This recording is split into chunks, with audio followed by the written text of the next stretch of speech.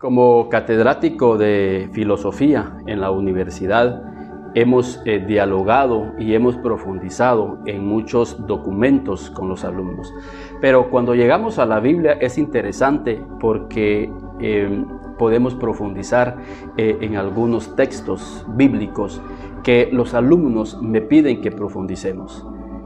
Y le doy gracias a Dios por esa oportunidad y es lo que me motiva precisamente a seguir siendo docente de la universidad. Y hemos meditado en la escritura que dice Juan 3:16, que es un texto muy universal.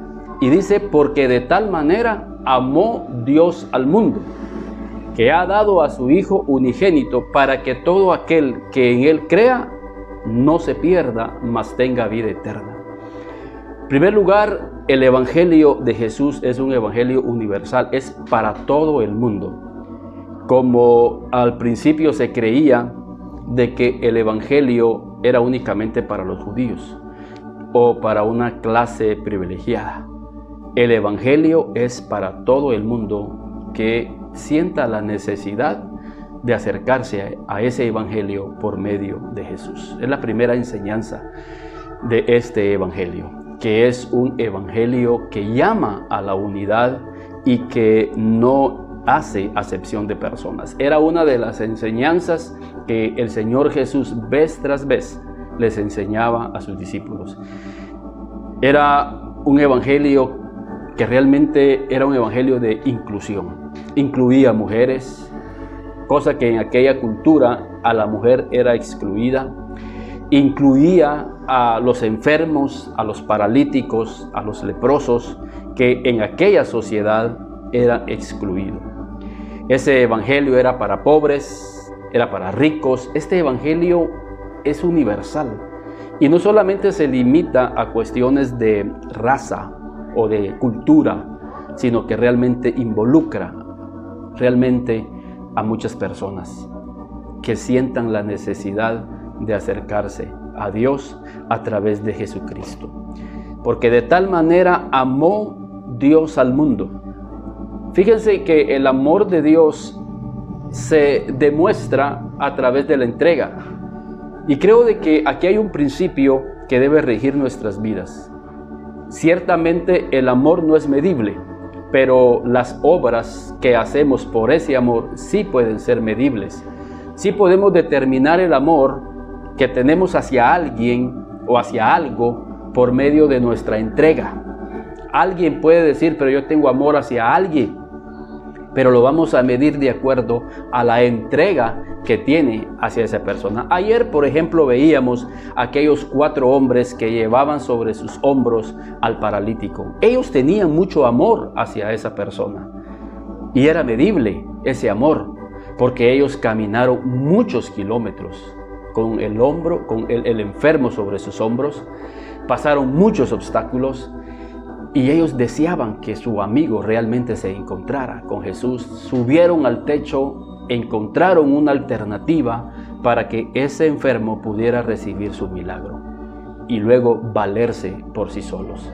Ya esos 4 hombres quedaron tranquilos de que ya ese paralítico ahora ya iba a valerse por sí solo. Entonces el amor de Dios se ve medible, imagínese, entregando lo mejor que Él tenía, su propio Hijo. Pero quiero profundizar precisamente a lo que quiero llegar, porque de tal manera amó Dios al mundo, que entregó a su Hijo unigénito para que todo aquel que en Él cree, y ahí queremos enfocarnos, ahí es donde queremos enfocarnos. Ahora, ¿qué debo de creer? ¿Qué debo de creer? Como veíamos en estos días, yo no solo voy a creer que Dios existe.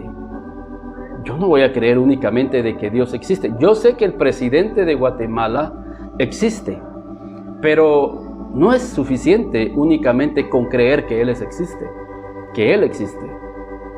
Porque de tal manera amó Dios al mundo para que todo aquel que en Él crea.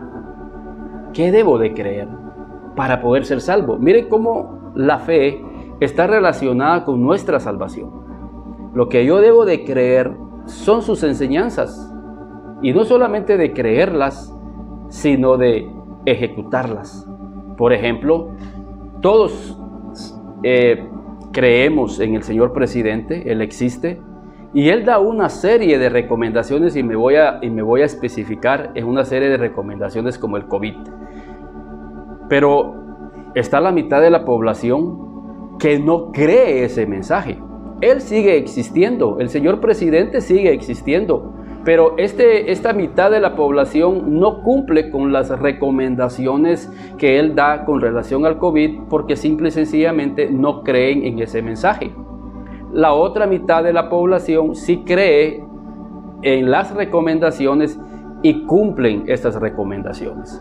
Lo que estoy diciendo es que el grupo que cree en las recomendaciones y las hacen, considero que de alguna manera van a ser de alguna manera protegidos por haber cumplido, por haber ejecutado esas ordenanzas.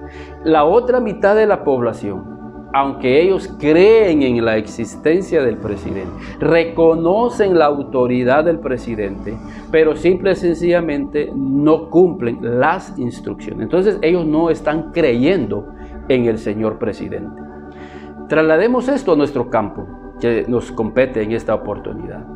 Nosotros creemos en el Señor Jesucristo, creemos que Él existe, creemos en su autoridad, pero también yo creo en sus instrucciones, creo en su palabra, y como yo creo en su palabra, yo voy a obedecer su palabra.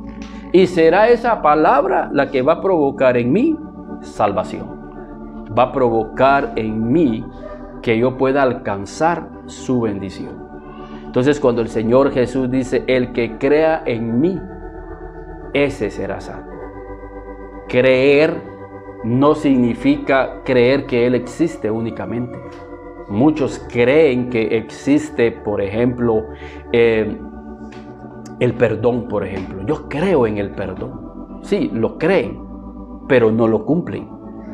Y lo que Dios bendice realmente es lo que nosotros cumplimos de acuerdo a lo que creemos. Por eso quiero cerrar este mensaje.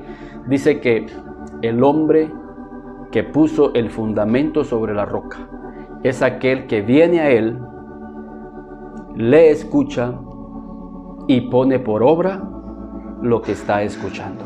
Entonces eso es lo que significa Juan 3:16, porque de tal manera amó Dios al mundo, que ha dado a su Hijo. Pero Él ha dado a su Hijo, pero también ha dado una serie de mandamientos para que nosotros los pongamos por obra. Lo que realmente a nosotros nos hace salvos, no solamente es el creer, sino en el cumplir en aquello que nosotros estamos creyendo. Que Dios les bendiga y que esto nos ayude realmente a que nuestra fe no solamente sea una fe olvidadiza, sino que sea una fe puesta por obras. Que Dios les bendiga.